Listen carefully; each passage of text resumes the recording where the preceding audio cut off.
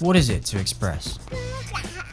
It's the centre of filmmaking and all art forms, but what does it mean?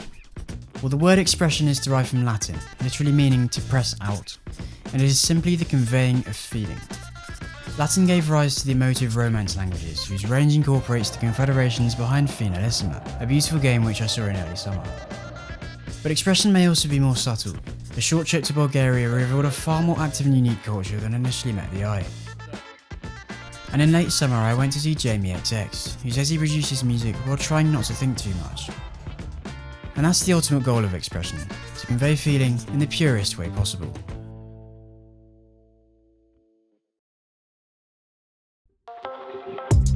My first trip of the summer was to see Italy play Argentina in a match called Finalissima. The winners of last year's Euros and Copa America played each other at Wembley in what was a special match. I've long had an interest in the Romance-speaking countries, which span 2 incredible continents. Years ago I designed a Monopoly board with their cities, and even a football competition between them. Mind the gap between the train and the platform.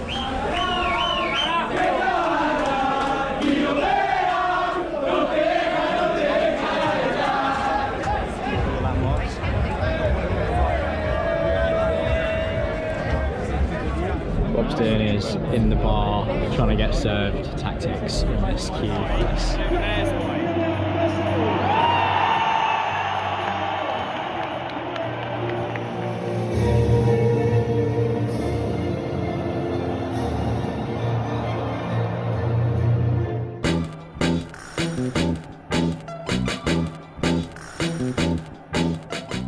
On the early summer night, I saw Lionel Messi play for his adoring Argentina, where he would become man of the match. He was also captain Giorgio Chiellini's last match for Italy, where he has served as the backbone of the team for years. But maybe the most beautiful thing about this match is that it was essentially a glorified friendly. There was nothing but an air of positivity across the stadium, which erupted every time Messi got the ball.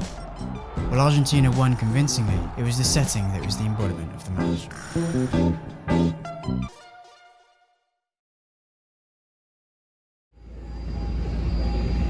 Here we are! With holidaying abroad available once again, a European trip with the boys was a must.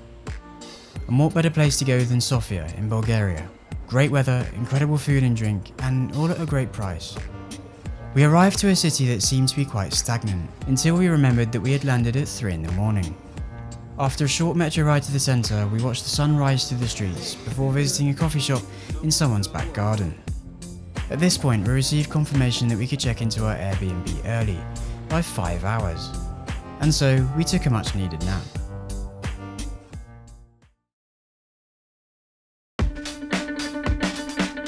Rejuvenated, we started the day proper with a fantastic Bulgarian lunch. We then visited the Alexander Nevsky Cathedral, which was built in the early 1900s.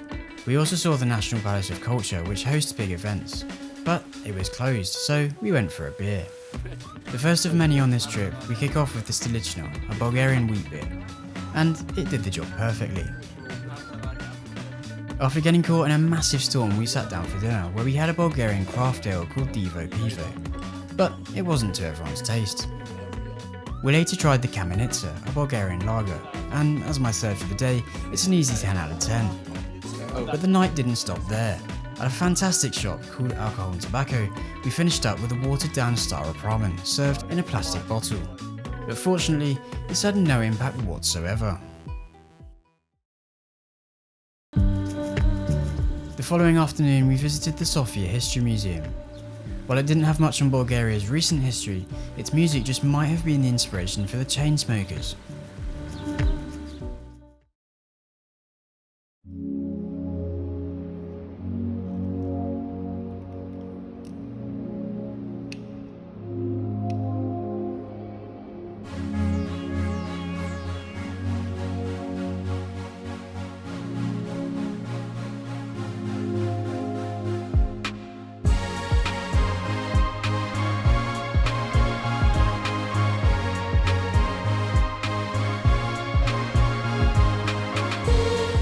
With that, we went to the bar where we tried the Bagasco, another brilliant Bulgarian lager. We then headed to dinner where I had an incredible lamb dish before returning to our favourite shop. This time we had 2 Czech lagers, the Budvar and the Kozel, which both went down a treat.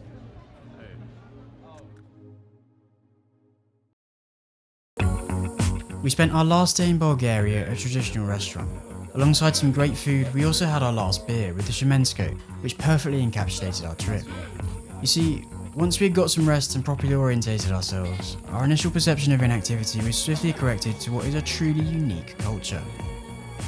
There's a steady way of life, with plenty to go and see and some incredible food and drink, in a mood which you simply can't replicate back home. And although all this came at amazing value, Sofia itself is the ultimate incentive.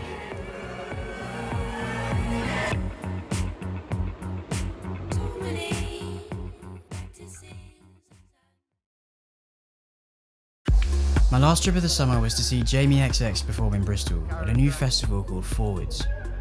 After a few beers and a few rounds of pool, we first saw Khruangbin, who set the scene for a chill evening.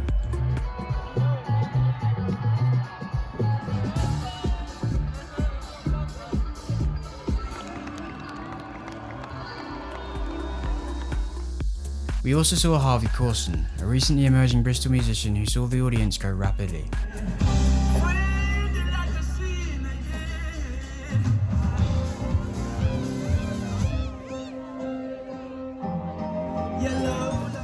Following a few G&Ts and some overpriced food, we finally saw who we came to see.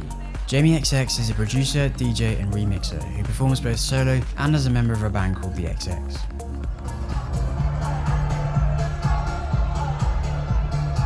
He's spoken of our subconscious attraction to certain songs, which is reflected in the way he produces. I like to think of it as conveying the sounds of our mind. Those simple but expressive melodies, or those perfectly offbeat drums, or perhaps something that sounds right and yet you have no idea why it works. The late summer night was the perfect setting to connect with the music, which seamlessly integrated a gig's worth of songs with different tempos and moods. And ultimately conveyed a feeling that I could resonate with.